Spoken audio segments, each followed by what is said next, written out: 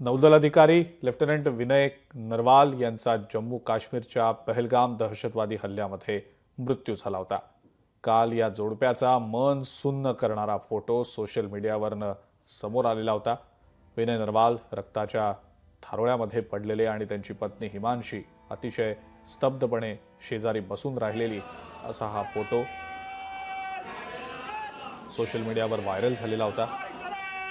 या जोडप्याचं अवघ्या आठवड्याभरापूर्वीच लग्न झालं होतं। आज विनय नरवाल यांच्या पार्थिवाचं अंत्यदर्शन घेताना पत्नी हिमांशी यांच्या अश्रूंचा बांध फुटल्याचं पाहायला मिळालं। विनय नरवाल हे पत्नी हिमांशीसह काश्मीरला 2 दिवसांपूर्वी आलेले होते आणि 16 एप्रिलला लग्न झाल्यानंतर हे दोघेही हनीमूनसाठी आलेले होते।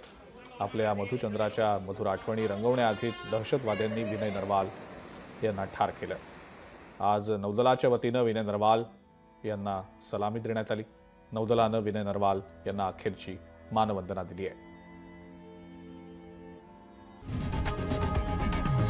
लोकशाही मराठी ऐका, पहा, जागरूक रहा।